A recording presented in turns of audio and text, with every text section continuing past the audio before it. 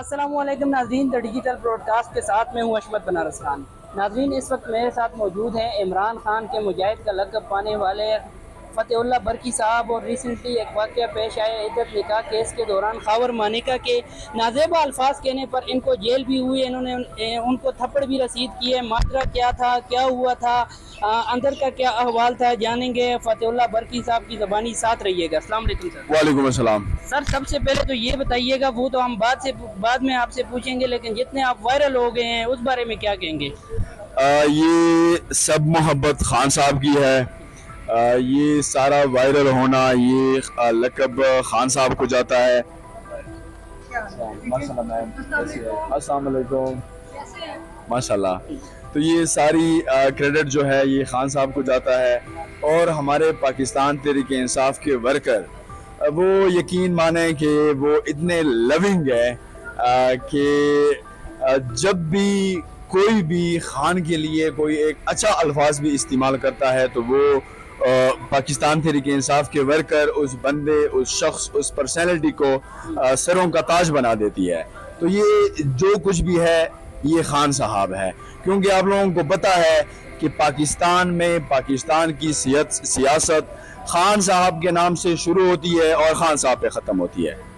اچھا، یہ بتائیے گا، اندر کا احوال ہمیں بتائیے گا، خاور مانیکا نے ایسے کون سے الفاظ استعمال کر لیے تھے جس پر آپ مجبور ہوئے اور آپ نے انہیں تھپڑ رسید کیے؟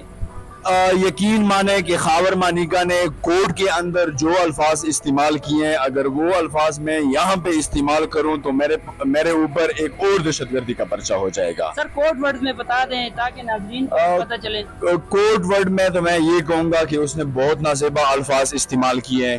اس نے بشرا بی بی کو مخاطب کر کے گالیاں دی، اور پھر ہمارے مرشد، ہمارے لیڈر، امت مسلمہ کا لیڈر عمران خان کو انہوں نے گالیاں دی، لیکن ہم نے ہر ایک چیز برداشت صرف اس لیے کی کہ ہمیں کورٹ کے ڈیکورم کا خیال تھا۔ کسی چیز کی ہمیں پرواہ نہیں تھی، لیکن ہمیں کورٹ کے ڈیکورم کا خیال تھا۔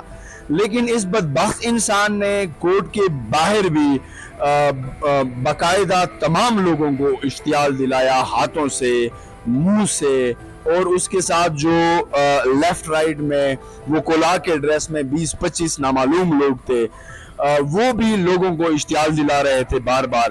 لیکن باہر باقاعدہ اس نے مجھے پش کر کے، جب اس نے مجھے پش کیا، پھر انہوں نے مجھے کہا کہ آپ بغیرت ہیں، خان کے وہ کلا بغیرت ہیں، اور آپ لوگ وہ جو بھی الفاظ ہیں میں یقیناً میں استعمال نہیں کرنا چاہتا، کیونکہ میرے وہ الفاظ منہ میں بندے نہیں ہیں جو وہ اس نے استعمال کیے۔ لیکن جب انہوں نے یہ الفاظ استعمال کیے تو میں ان کے ساتھ گتم گتا ہوا۔ مطلب آپ کا یہ کہنا ہے کہ انہوں نے آپ کو مجبور کیا، جو کچھ آپ نے کیا، آپ کو پش کیا، نعرے لگائے، نازیبا باتیں کی، اور وہ کلا بھی تو موجود تھے، انہوں میں سے تو کسی نے بھی اس طرح کی وہ نہیں کی۔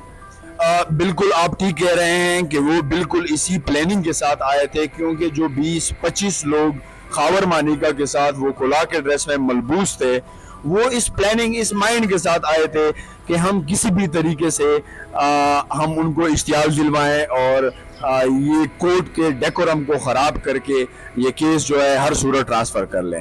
لیکن وہ اپنی پلاننگ میں کامیاب ہوئے۔ کورٹ کے اندر ہم نے ہر ایک چیز برداشت کی، لیکن کورٹ کے باہر تو خاور مانیکا نے حد پار کر دی، اور جب وہ کوئی اتنا ایکسٹریم پہ جاتا ہے تو بحیثیت ورکر اور بحیثیت قبائلی مجھ سے یہ چیز برداشت نہیں ہوئی، کیونکہ اس نے باقاعدہ اشتعال دلوایا، اشتعال دلا کے اور مجھے پش کیا، پھر میں ان کے ساتھ گتم گتا ہوا۔ سر، سمجھ میں یہ بات نہیں آ رہی، آپ پہ جو دفعات لگے وہ تو ایک دہشت گرد پہ لگتے ہیں، تو کیا سمجھتے ہیں، کیا کہنا چاہیں گے اس بارے میں؟ ہاں، یہ جو کچھ بھی ہے پورے پاکستان اور جو ہمارا کرمنل لا ہے اس کی عکاسی کرتا ہے کہ جو ایف آئی آر ہوئی ہے میرے اوپر، لیکن ہم یہ زیادتیاں پریویس 2 سال سے برداشت کر رہے ہیں۔ یہ زیادتیاں ہمارا لیڈر عمران خان برداشت کر رہا ہے۔ بے گناہ 1 سال سے ہمارا لیڈر جیل میں پڑا ہوا ہے۔ اس نے کیا گناہ کیا ہوا ہے؟ اس نے یہ گناہ کیا ہوا ہے کہ عدت نکاح کیس ہے۔ اگر عدت میں کوئی ہے تو وہ بشرا بی بی ہے، عمران خان تو عدت میں نہیں ہے۔ پھر خان صاحب کے اوپر کیس کیوں کیا گیا؟ یہ لاجک کی باتیں ہیں جو سمجھنی پڑیں گی، اور جب ہم یہ باتیں سمجھیں گے تو ہمیں پتہ چلے گا کہ ہمارے ملک میں اور ہمارے ملک میں جو موجودہ سچویشن چل رہی ہے یقیناً وہ برداشت سے باہر ہے۔ Thank you so much. Thank you so much.